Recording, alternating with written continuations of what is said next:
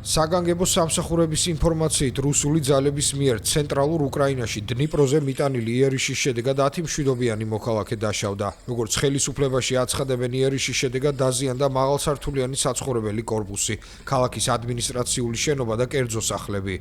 დნიპროპეტროვსკის რეგიონული სამხედრო ადმინისტრაციის ხელმძღვანელმა ოლექსანდრ განჟამ თავის სოციალური ქსელის გვერდზე გამოაქვეყნა ვიდეო, რომელშიც საცხოვრებელი კორპუსის მიმდებარე ტერიტორიაზე მიღენებული ზიანი ჩანს. სლოვიანსკის რეგიონული სამხედრო ადმინისტრაციის ხელმძღვანელმაც 10 მარტს განაცხადა, რომ აღმოსავლეთ უკრაინის ქალაქ სლოვიანსკის ცენტრში დაბომბვის შედეგად 3 ძლიერი აფეთქება მოხდა, რასაც 4 ადამიანის სიცოცხლე ემსხვერპლა. დაიჭრა 16 ადამიანი, მათ შორის 14 წლის გოგონა. დაზიანდა 6 საცხოვრებელი კორპუსი და 10 ავტომობილი.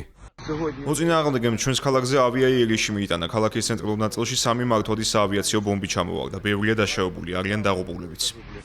როგორც საგანგებო სამსახურში აცხადებენ, იერიშები იყო უკრაინის სხვა ქალაქებზეც, სადაც 17 მოქალაქე, მათ შორის 2 ბავშვი დაიჭრა. უკრაინის საჰაერო ძალები ამბობენ, რომ ღამით რუსეთის მიერ გაშვებული 127 დრონიდან 122 ჩამოაგდეს. მეორე მსოფლიო ომის შემდეგ ევროპის ყველაზე დიდი კონფლიქტიდან საერთაშორისო თანამეგობრობის მთელი ყურადღება ახლა ახლო აღმოსავლეთში მიმდინარე ომის მიმართაა მიპყრობილი. შესაბამისად, რუსეთსა და უკრაინას შორის შეერთებული შტატების შუამავლობით ამ კვირაში დაგეგმილი მოლაპარაკებების ახალი რაუნდი დროებით გადაიდო.